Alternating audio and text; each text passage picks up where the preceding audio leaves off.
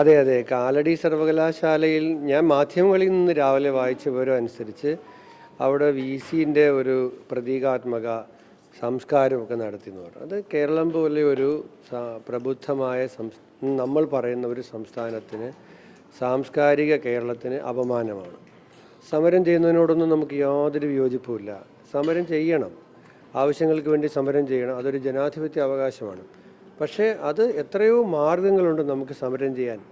ജീവിച്ചിരിക്കുന്ന വാർത്തകളിൽ പറയുന്നത് ശരിയാണെങ്കിൽ ജീവിച്ചിരിക്കുന്ന ഒരാളുടെ, അത് ഒരു വൈസ് ചാൻസലറെ പ്രതീകാത്മകമായി ശവസംസ്കാരം നടത്തുക എന്നൊക്കെ പറയുന്നത് അങ്ങേയറ്റം നിന്ദ്യമാണ്, ഹീനമാണ്, അപരിഷ്കൃതമാണ്. ഞാനതിനകത്ത് ശക്തമായ പ്രതിഷേധം രേഖപ്പെടുത്തുന്നു. വാർത്തകൾ ശരിയാണെങ്കിൽ അതിനെ ബന്ധപ്പെട്ടവരെ തിരുത്താനും അവർക്കെതിരെ നടപടികൾ സ്വീകരിക്കാനും ഉത്തരവാദിത്തപ്പെട്ട ആളുകൾ തയ്യാറാകണം എന്നുള്ളതാണ് എനിക്കതിനെക്കുറിച്ച് പറയാനുള്ളത്.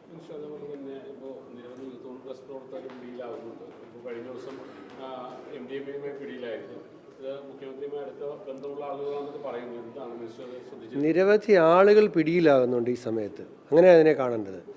ഈ ഓപ്പറേഷൻ തൂഫാൻ വന്നതിന് ശേഷം സംസ്ഥാനത്തിൻ്റെ വിവിധ ഭാഗങ്ങളിൽ ഒരുപാട് ആളുകൾ പിടിയിലാകുന്നുണ്ട്. ആ പിടിയിലാകുന്നവർക്കൊന്നും ഒരു രാഷ്ട്രീയ സംരക്ഷണവും കിട്ടത്തില്ല. അവർ യൂത്ത് കോൺഗ്രസ് ആയാലും, അവർ DYFI ആയാലും, അവർ യുവമോർച്ച ആയാലും, അവരേത് പാർട്ടിക്കാരാണെങ്കിലും അവരുടെ പാർട്ടി ഒന്നും പരിഗണിക്കുന്നതായിരിക്കത്തില്ല. അവർക്ക് നിയമപരമായിട്ടുള്ള എല്ലാ ശിക്ഷയും ഉറപ്പാക്കുന്ന തരത്തിലുള്ള ഒരു മൂവ്മെൻ്റാണ് ഓപ്പറേഷൻ തൂഫാൻ. അപ്പോൾ അതുകൊണ്ട് ഏത് പാർട്ടിയിൽപ്പെട്ടവരായിക്കോട്ടെ ഈ പരിപാടിയായിട്ട് ഇറങ്ങിയാൽ ഗവൺമെൻറ്റിൻ്റെ ഭാഗത്തുനിന്ന് സംരക്ഷണം ഉണ്ടാകത്തില്ല എന്നുള്ളത് പറയും.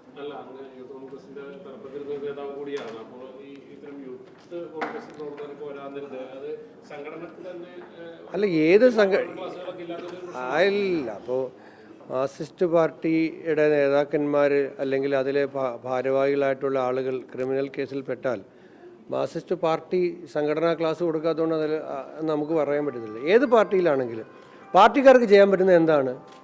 അവരവരുടെ പാർട്ടിയിൽ ഇത്തരത്തിൽപ്പെട്ട ആളുകളുണ്ടെന്ന് മനസ്സിലാക്കി കഴിഞ്ഞാൽ പിന്നെ അവർക്ക് രാഷ്ട്രീയ സംരക്ഷണം കൊടുക്കാൻ പോകരുത്, നിയമപരമായ സംരക്ഷണം കൊടുക്കാൻ പോകരുത്, അവരെ വക്കാലത്ത് ഏറ്റെടുക്കാൻ പോകരുത്. അവർ ഈ തട്ടിപ്പ് പൊട്ടിക്കൽ ഒക്കെ നടത്തുന്നവർക്ക് ഹീറോ വർഷിപ്പ് കൊടുത്ത് സോഷ്യൽ മീഡിയയിൽ അവരെ ആരാധക വൃന്ദമുണ്ടാക്കി അവരെ ആരാധിക്കരുത്. അവർ മയക്കുമരുന്ന് കച്ചവടക്കാരനാണെങ്കിൽ അവർ മയക്കുമരുന്ന് കച്ചവടക്കാരനാണ്, സ്വർണ്ണക്കള്ളക്കടത്തുകാരനാണെങ്കിൽ സ്വർണ്ണക്കള്ളക്കടത്തുകാരനാണ്, സ്വർണ്ണ പൊട്ടിക്കലുകാരനാണെങ്കിൽ സ്വർണ്ണ പൊട്ടിക്കലുകാരനാണ്. അങ്ങനെ കാണണം, കണ്ട് ബഹിഷ്കരിക്കണം അവരെ. ഏത്? അത് പറഞ്ഞല്ലോ, കായിക വകുപ്പിൻ്റെ മുമ്പ് ഒരു റിപ്പോർട്ട് സർക്കാരിൻ്റെ മുമ്പിലുണ്ട്. അതിൻ്റെ അടിസ്ഥാനത്തിലുള്ള അന്വേഷണം സർക്കാർ നടത്തുകയാണ്. അത് ഏതെല്ലാം ഏജൻസികളാണ് നടത്തേണ്ടതെന്നുള്ളത് ഗവൺമെൻറ് തീരുമാനിക്കും. ഇപ്പോൾ ഒരു അന്വേഷണം പ്രാഥമികമായി നടക്കുന്നുണ്ട്. അത് നടന്നിട്ട് പുറത്തു വരട്ടെ. പുറത്തു വരുമ്പോൾ അതിനകത്തുള്ള കാര്യങ്ങൾ ജനങ്ങളറിയട്ടെ, അതിൻ്റെ നിയമപരമായ നടപടികളിലേക്ക് കടക്കട്ടെ.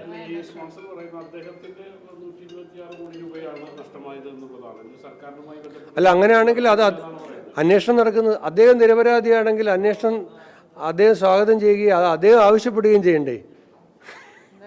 അദ്ദേഹം കുറ്റക്കാരനല്ലെങ്കിൽ അന്വേഷണത്തെ സ്വാഗതം ചെയ്യേണ്ടത് അദ്ദേഹമല്ലേ? സ്വാഗതം ചെയ്ത പോരെ? ഏത്? സമഗ്രമായ അന്വേഷണം നടക്കും. കായിക വകുപ്പിൻ്റെ റിപ്പോർട്ടുണ്ട്, അതിൽ ചില കണ്ടെത്തലുകളുണ്ട്. അതിൻ്റെ അടിസ്ഥാനത്തിൽ സമഗ്രമായ അന്വേഷണം നടക്കും.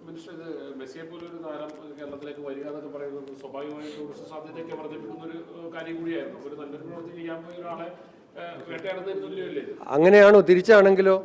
മെസ്സിക്ക് അർജന്റീനയിലുള്ളതിനേക്കാൾ കൂടുതൽ ആരാധകരുള്ള ഒരു സംസ്ഥാനത്തെ ജനങ്ങളുടെ മൃദുല വികാരത്തെ മുതലെടുത്ത് തട്ടിപ്പിനാണ് ആരെങ്കിലും ശ്രമിച്ചതെങ്കിലോ?